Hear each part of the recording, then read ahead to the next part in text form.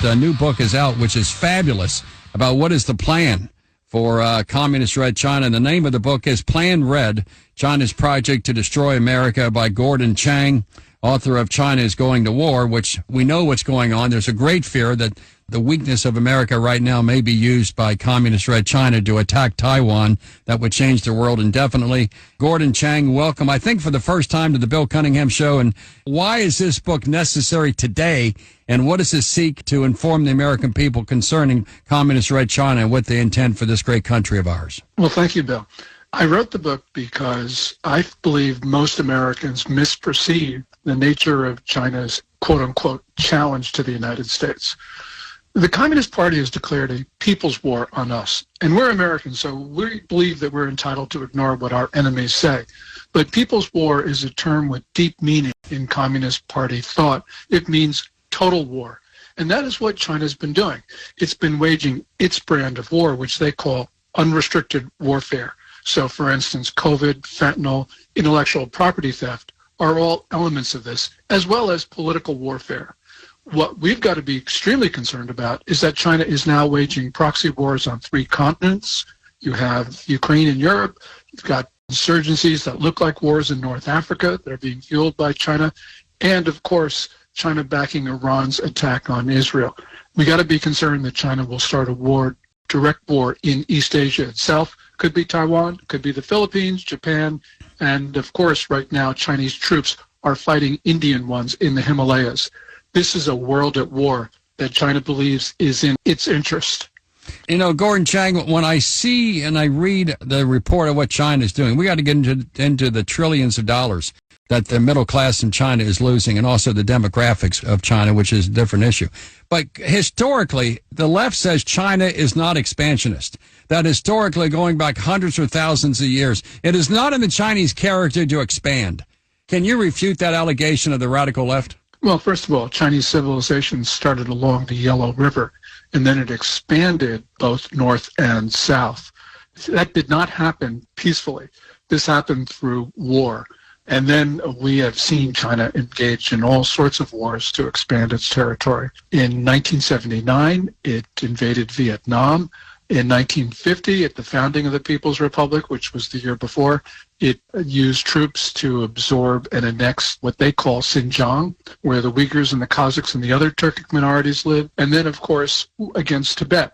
So this has been a country built on the backs of others who do not want to be part of the People's Republic or part of China. This is warfare. You don't start from a narrow river valley to become such a large country by being peaceful. Fentanyl, solar panels, theft of IP and intellectual property. During all the debates, including the VP debate, you heard about fentanyl coming across the southern border. 100,000 Americans are killed every year through fentanyl. That number's going up. If Chinese citizens are caught with fentanyl, unlike their plan for America, what happens to a Chinese citizen in possession of fentanyl? Very well could be a death penalty. The penalties for drug possession and use in China are severe, unlike they are in the United States. But we know that the Communist Party has been behind the fentanyl trade. Chinese diplomats give cover to the gangs. Every container that leaves China is inspected by Chinese officials. The fentanyl gangs launder their proceeds through the Chinese state banking system. Chinese-owned TikTok promotes illicit drug use in the U.S. We have a near total surveillance state in China, and which means these fentanyl producers could not operate without the knowledge and approval of the Communist Party. And by the way, some of the fentanyl producers are state-owned. Okay, so Xi Jinping, the leadership in Communist Red China, want to kill as many Americans as possible through fentanyl on a wide-open southern border. Let's talk about penetrating American society. I know there's literally hundreds of millions of dollars the Chinese government provides to colleges and universities to twist and turn the real goals of China. Explain how China has infiltrated our colleges and universities. Well, China uses every point of contact to undermine and take down our society. And of course, they do this through not only colleges and universities with their Confucius Institutes and through other means, but also in our secondary schools with the much more numerous Confucius classrooms. And what they tried to do is to change the narrative about China. and to prevent discussions about China that the regime does not like. They do this through the Chinese students that they have on campus. They pay tuition at full rates, and so universities are very respectful, if I can use a polite term, but essentially they're intimidated by the Chinese students. But this is our country, Bill. We know how China controls those students. They do it through their consular officials and through Ministry of State Security operatives. And we allow this. And it's not just the current administration. Previous ones have known about this and permitted it as well. So what we need to do is break those links. Right now, we're being overwhelmed as a society. Our law enforcement's overwhelmed. Our state governments are overwhelmed. Colleges and universities overwhelmed. Businesses, Hollywood. Until we cut those links, we will not be able to take control of our own country. So there's tens of thousands of bright Chinese students infiltrating many major college campuses, universities, and also high schools. At the same time, there's few, if any, American students allowed to go to Chinese universities. I would think that the opposite cannot be true. And there was reporting about a year ago of Chinese police stations inside of America that keeps an eye on the Chinese students and others. Explain the role inside of America of Chinese police stations. Yes, there was a Chinese police station in Chinatown in New York City, which was closed by the FBI. But New York Post and Daily Caller reporting suggests that there are about 9 other police stations scattered across the country. And the Chinese have been saying, well, we just provide help with driver's licenses and things like that. And they make it sound benign. But even if it were just benign, it would be a violation of our sovereignty for the Chinese government to operate on our soil without permission. But we also know that from these police stations, they also use it to monitor Chinese nationals and ethnic Chinese in the United States, including American citizens of Chinese descent. And they coerce them into doing all sorts of things, including espionage. And they do it through intimidation and blackmail because many Chinese in America have relatives back in China. And they threaten to harm those relatives back in China if the Chinese in the United States don't do what this Communist Party wants them to. And we know this is going on, and we have done very little to stop it, with the exception, of course, of the ending of the police station in New York City. But there's many more. As a God-fearing, flag-waving American, I find it incredible that the Chinese government operates military police stations inside this country to keep its population in line. That's unbelievable. Let's talk about weaknesses of China. I see these documentaries of trillions of dollars the Chinese government has spent building ghost cities in which middle-class Chinese are encouraged to put all their money. They don't have a stock market. They don't have 401ks. And that's their retirement package. And there's literally thousands and thousands of buildings in China that are unoccupied because they misconstrued the market. Can you explain to the American people the trillions of dollars the Chinese government, in a sense, owes to itself and whether the yuan's about to collapse? Is that true or false about the trillions of dollars the Chinese government builds these ghost cities in which no one's living in and they're being destroyed by the elements? Well, that's certainly true.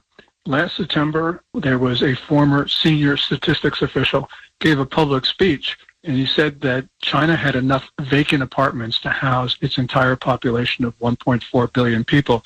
And this official said, look, this figure is subject to some doubt because China may have enough vacant apartments for 3 billion people. So you can get the sense of the dimension of the problem. The Chinese people, as you point out, because there are limited places where they can put their money, they have really looked at vacant apartments as currency. We may have dollars, we may have stocks, we may have a few gold coins. Well, the Chinese have vacant apartments. And right now, those markets for vacant apartments has collapsed. And the Chinese people have lost a substantial portion of their personal wealth because about 70% of the wealth of the Chinese middle class are in those vacant apartments. Right. So what's the consequence of this? Trillions of dollars lost, 1.5 to 2 billion available units, which are being destroyed by weather elements. No one's moving into them. What does that mean economically for China? It means that there probably, almost inevitably, will be a crash. Beijing has been using all of its means, and it has considerable means, to try to prevent this adjustment. The way to look at this is that China is now having its 2008 downturn. In 2008, it didn't want to have a downturn, so it overstimulated its economy. It encouraged developers to build these ghost cities that we just talked about, but it also built high-speed rail lines to nowhere and everything else.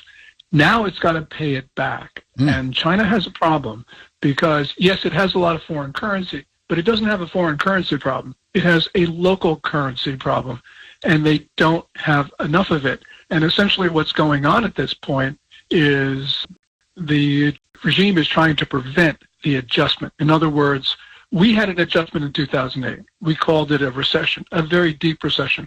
China's trying to prevent it, and by preventing it, they're making it worse. They now spend $9 to get $1 of gross domestic product, if you can imagine that. So what are the consequences? You're talking about a collapse, and certainly that is possible, an absolute collapse. But I often watch Peter Zeihan and others talk about the coming collapse of China. We're not talking about demographics, but assuming there's going to be trillions of dollars of losses and the yuan's going to crash in value, wouldn't that make sense from Chinese perspective to invade Taiwan at that point? In a sense, to crash the economy? They're an import economy. Everything they bring into China, food and energy, fuel, has to be brought in. There'd be a massive dislocation of world resources because there'd be a boycott. If there's a crisis in China, is that more likely they would invade Taiwan? Or some other place. Taiwan's not the only society that China has in the crosshairs. Japan, Philippines, and India. And yes, I think Xi Jinping, he's under domestic pressures. And I think that he believes that some military misadventure abroad is, to him, advantageous. I don't think he believes that he can rally the Chinese people with that, because the Chinese people certainly don't want war. And least of all, they want a war against Taiwan for a lot of reasons that relate to the Chinese people seeing the people in Taiwan as Chinese, and the Chinese don't kill Chinese. Although the people, by the way, in Taiwan don't consider themselves to be Chinese. But nonetheless, I think Xi Jinping knows he can't rally the Chinese people, but he believes that he can prevent other senior Communist Party leaders from deposing him if there is some sort of battle. And I think the most likely target is the Philippines. There can be a lot of discussion about where China will move. But just a couple days ago, they injured 10 Vietnamese sailors. And this was another attack that shows that China is lashing out. Now, lastly, demographics. I love hearing, reading your stuff. The book is great, and Plan Red, and Peter Zeihan is another guy that I follow. He says there's a demographic crash in which for 50 years you could have one child in China, and that was generally a male child.